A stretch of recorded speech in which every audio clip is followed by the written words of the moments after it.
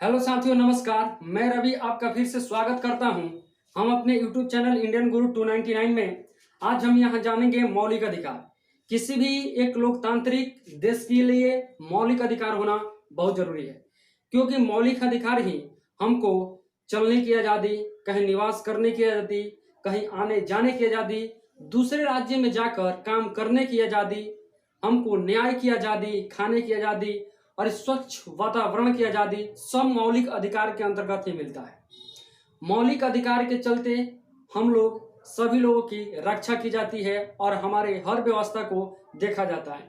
कोई भी काम होता है सरकार की तरफ से तो मौलिक अधिकार के चलते ही वो किया जाता है और ये सब हमारे संविधान में वर्णन किया गया है। तो चलिए हम मौलिक अधिकार को बहुत अच्छे ढंग से यहाँ पर हम देखेंगे।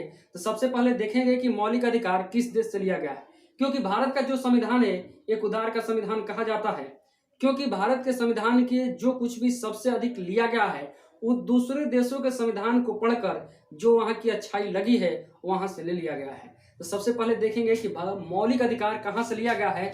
तो मौलिक अधिकार जो लिया गया है यूएसए के संविधान से लिया गया है और ये संविधान के भाग थर्ड में वर्णित किया गया है, भाग थर्ड में।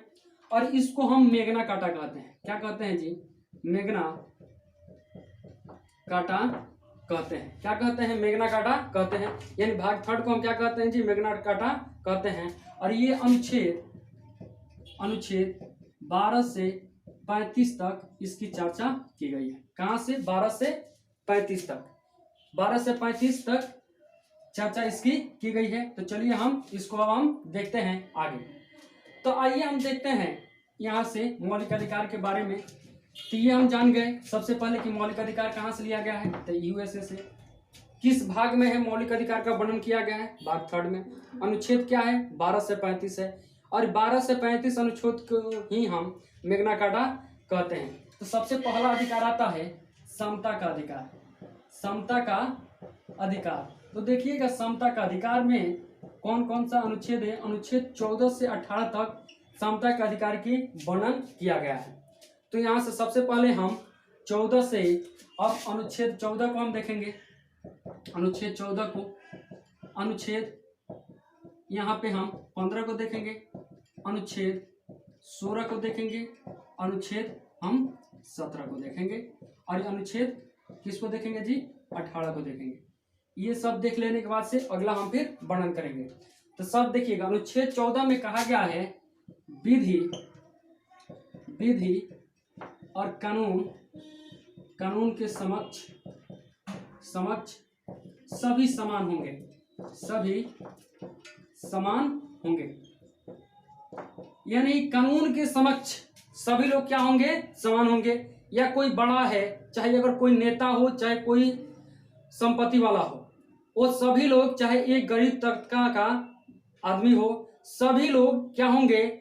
कानून के समक्ष समान होंगे। उनमें कोई भी भेदभाव नहीं किया जाएगा।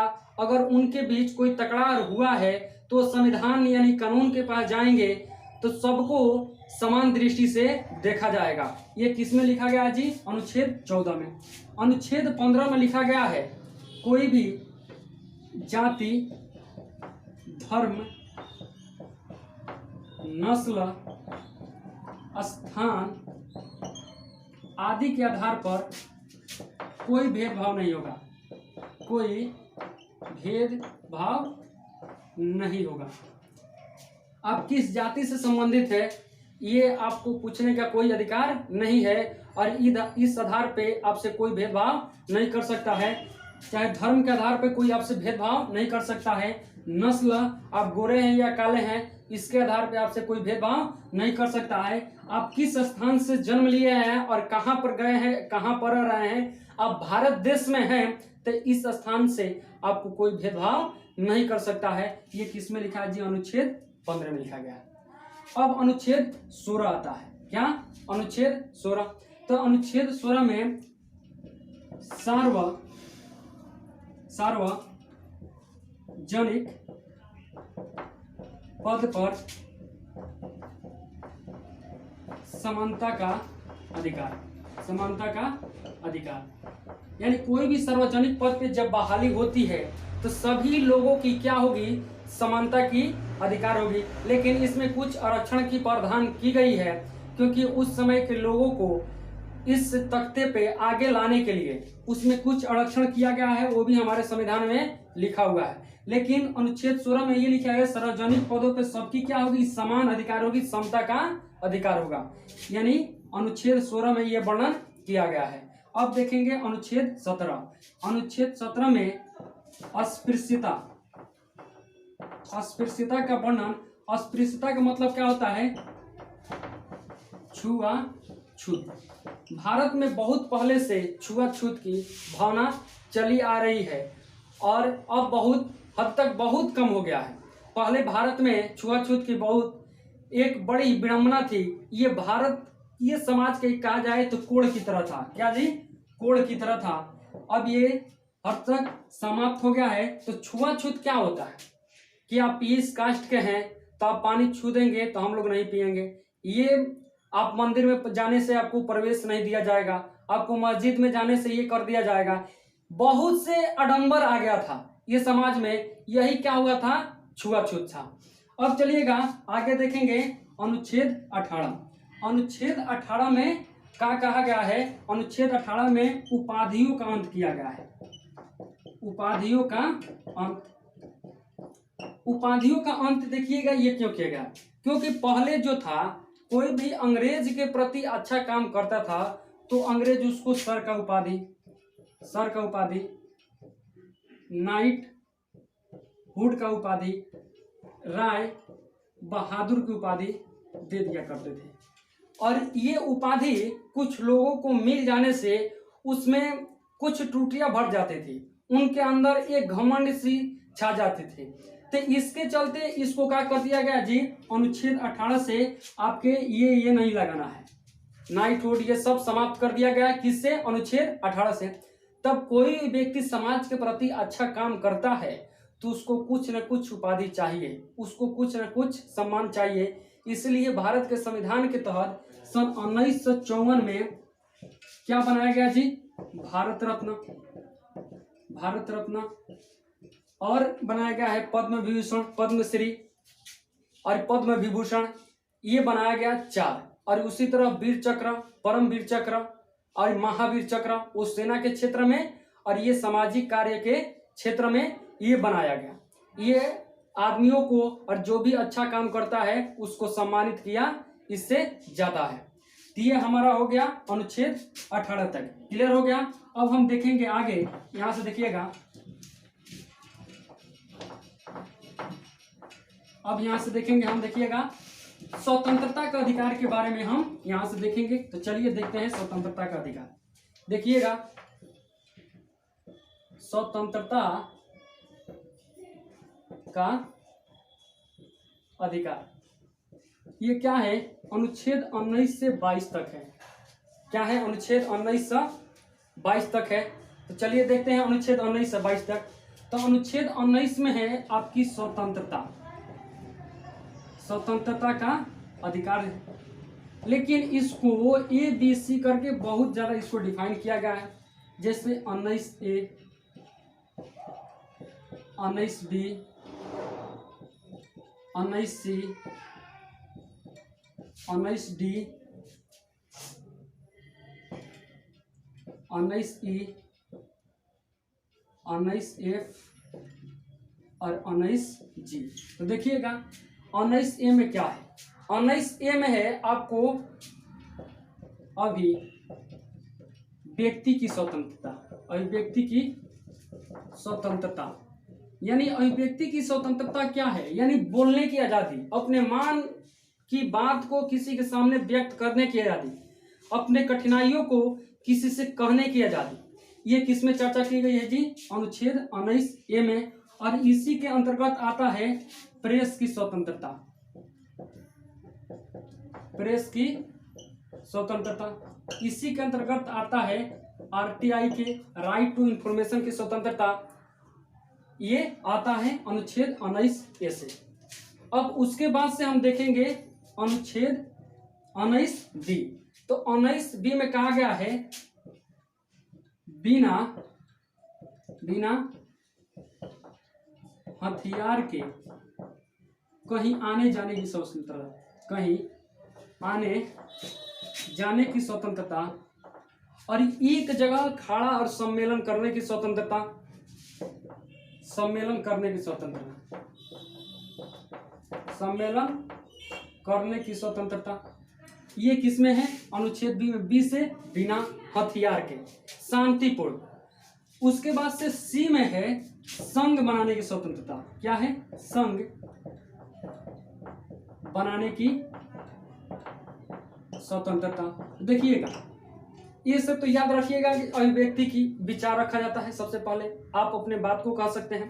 बी से बिना हथियार के कहीं आने जाने और शांतिपूर्ण कोई भी धरना प्रदर्शन करने की स्वतंत्रता। सी से संघ, सी से संघ, सी से संघ बनाने की स्वतंत्रता।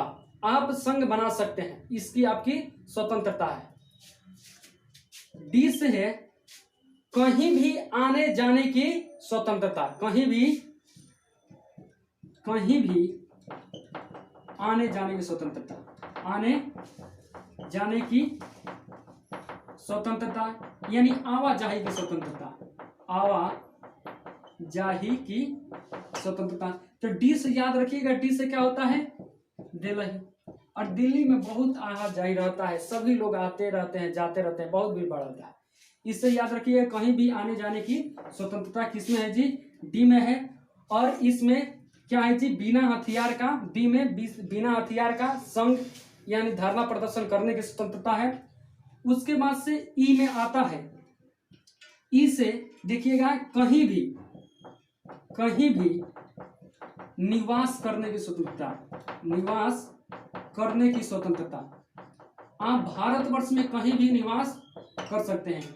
इसके पहले जो अनुच्छेद 370 धारा के अंतर्गत आप जम्मू कश्मीर में अस्थायी निवासी नहीं बन सकते थे, लेकिन अब बन सकते हैं। ये हो गया 19 ई से। एफ में है आपकी संपत्ति रखने की स्वतंत्रता, रखने की स्वतंत्रता, लेकिन इसको इस समय हटा दिया गया। क्या कर दिया गया है? हटा दिया गया है। और हटाकर इसको कहां लाया गया है जी? देखिएगा, आपका 44वां संविधान संशोधन, 44वां संविधान संशोधन 1978 के द्वारा संपत्ति के अधिकार को एक विधि अधिकार यानी कानूनी अधिकार बना दिया गया और इसको अनुच्छेद 300A में रख दिया गया। एक विधि या कानूनी अधिकार इसको बना दिया गया है, यानी कानूनी के हिसाब से आप इतना पैसा रख सकते हैं और इससे अधिक कमाइएगा तो इतना टैक्स लगेगा, इतना अधिक कमाइएगा तो इतना टैक्स लगेगा। इस हिसाब से ये चलता है और जरूरत पड़ने पर ये पैसा आपसे ले लिया जाएगा। लेकिन जब ये आपका मौलिक अधिकार जब रहता तो आपको उस पर टैक्स नहीं देना पड़ता और आप जितना चाहते उतना संपत्ति रख सकते हैं। और इसके चलते भारत एक पूंजीवादी देश बन जाता। पूंजीवादी यानी अमीर लोग अमीर होते जाते और गरीब लोग गरीब होते जाते। इसी के चलते संपत्ति का अधिकार को हटा दिया गया। अब देखिएगा अनुच्छेद जी से जी, जो चीज जी में आ जाए, मन में आ जाए, वो आपका रोजगार करने की स्वतंत्रता। पहले बहुत पहले था, अगर जो जिस जाति से है वह वही रोजगार करता था, लेकिन आज वह नहीं है। जिसके मन में जो आ जाए वह रोजगार कर सकता है। तो अनुच्छेद जी से ये हो गया। तो अब चलिए अब हम देखेंगे अनुच्छेद 20 देखेंगे। आइए देखते हैं अनुच्छेद 20।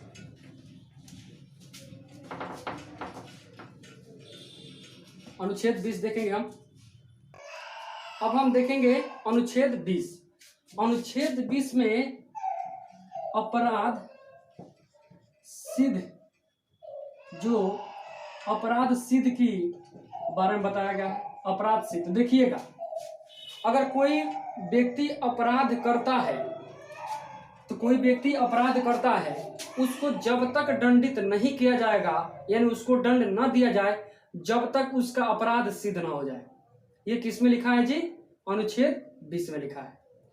और उसको जबरन यानी जबरन गवाही देने के लिए अपने प्रति मजबूर नहीं किया जाएगा कि आप उसको जबरन गवाही कराएं कि नहीं आपने ये काम किया है या तुमने ही ये काम किया है, ये लिखा है।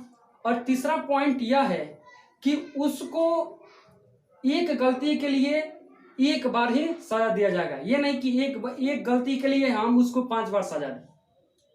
ये किस में लिखा है जी? अनुच्छेद 20 में लिखा है।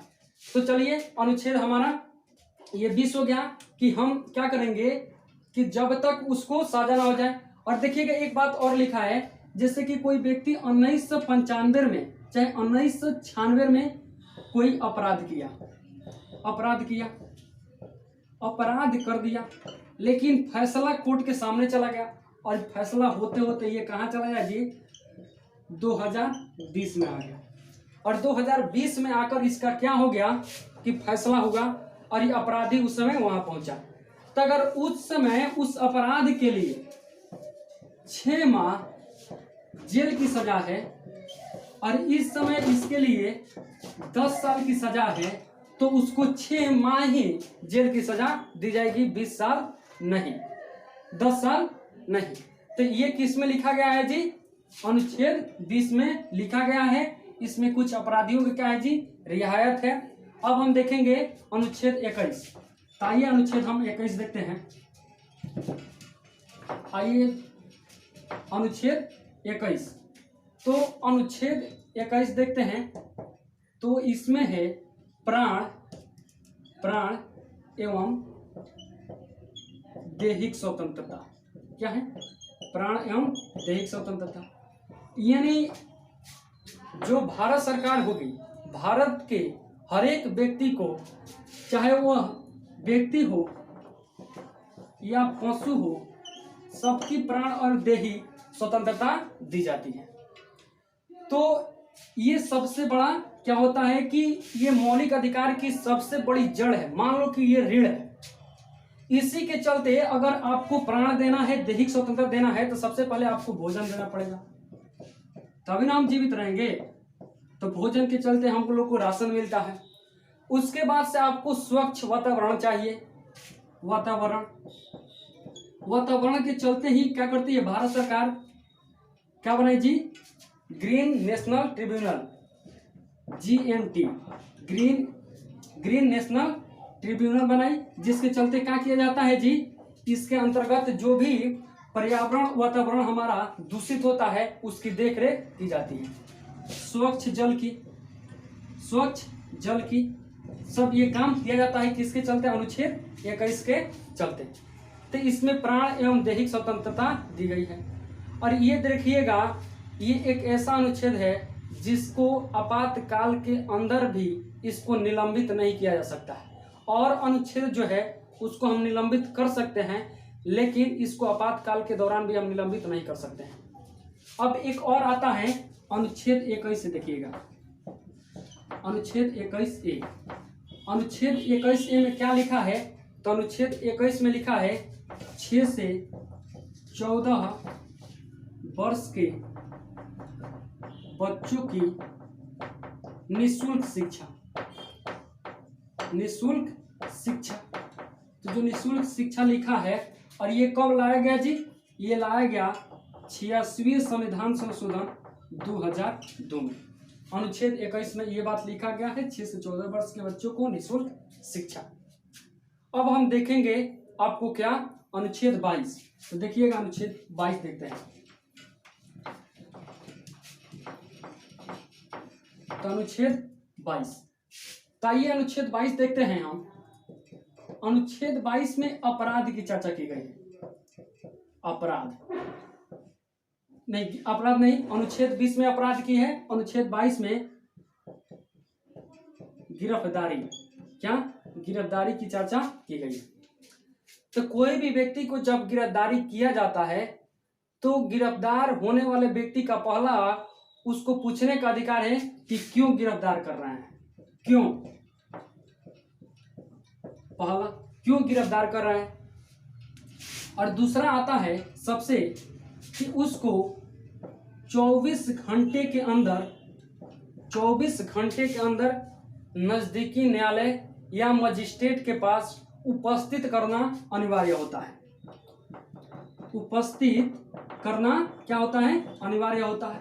लेकिन इसमें एक चीज नहीं जोड़ा जाता है, आवाजाही के समय को छोड़कर। आवाजाही के समय को छोड़कर मान लो कि व्यक्ति वो कोई है, कहाँ काम किया जी?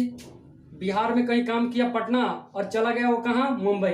वो मुंबई पकड़ाया, उसका फैसला होने वाला है कहाँ? तो पटना।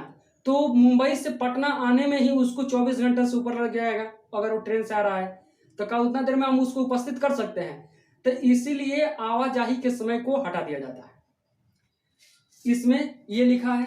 और उसको किसी भी अपने हितैषी वकील से सलाह लेने की अधिकार होता है। वकील से सलाह लेने की अधिकार होता है।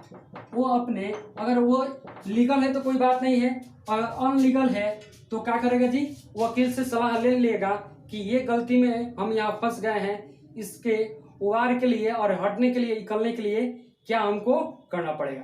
तो ये हम आज, बहुत लंबा वीडियो हो जाएगा, इसको यहीं स्टॉप करते हैं। आगे हम कल देखेंगे अनुच्छेद 23 से शोषण के विरुद्ध अधिकार से। ये हमारा वीडियो आपको कैसा लगा? अगर अच्छा लगा है तो हमारे YouTube चैनल इंडियन गुरु 299 को सब्सक्राइब जरूर करें।